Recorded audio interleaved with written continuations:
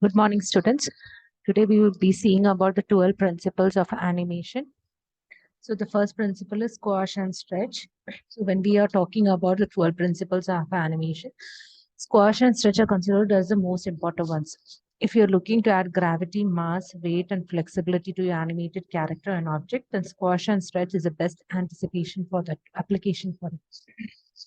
For instance, take the example of a rubber ball that is tossed in the air. When the ball travels up, it stretches, and when it is downward movement squashes it, it's time to hit the ground.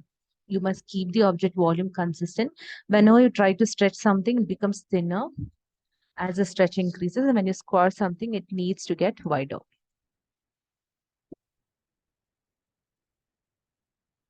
Anticipation. The anticipation plays a unique role where it helps the viewer to get to the idea of exactly what is going to happen in the next second. So, if you're planning to apply this effect, it helps in giving the object a more realistic action.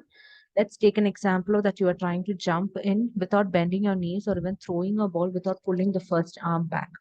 It will seem to look very unnatural because it is not possible that you can easily jump without bending your knees or throwing the ball without pulling the first arm back.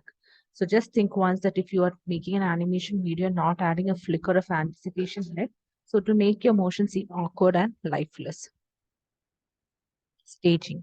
In artwork, staging plays a vital part because it helps in giving life to the animation.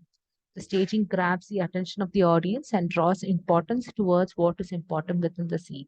It is better that you keep the focus within the scene, and if there is anything less important, so the motion of the thing gives priority to the certain object.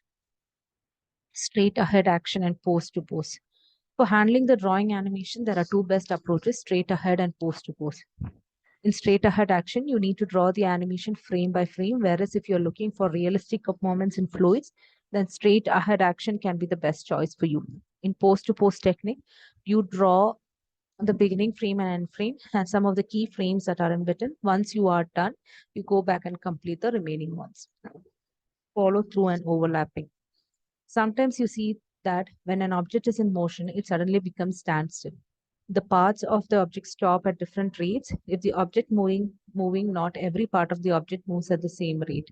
If the animation is done across the scene, so the arms and legs may be moving at different time intervals as compared to the head. This is known as overlapping action. Similarly, when they stop running, the hairs will continue moving due to the keyframes that were added, and this is known as flow through.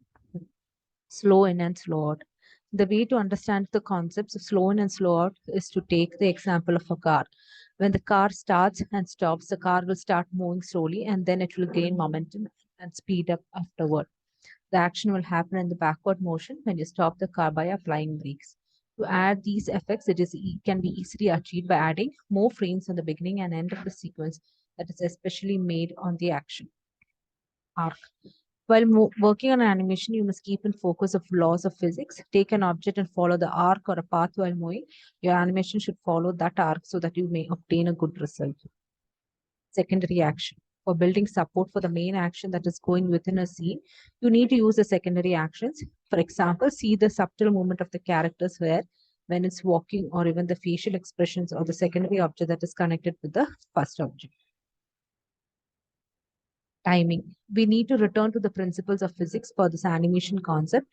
The effect won't be believable if you move an object faster or slower that would be naturally move in the real world. You manage the mood and behavior of your people and objects by using the right time. Exaggeration. Realism in a limit in animation makes it attractive for the audience, else too much realism will cause it appear static and even boring. Make an object dynamic, add some exaggeration in the character. Solid drawing, you must learn the basis of drawing.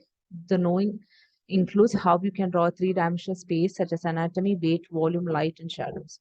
When you're pushing limits here, you need to be consistent as well. Appeal. The character must be designed in such a way that appeals to the viewers. For this, you need to obtain an easy to read design, solid drawing, and a personality.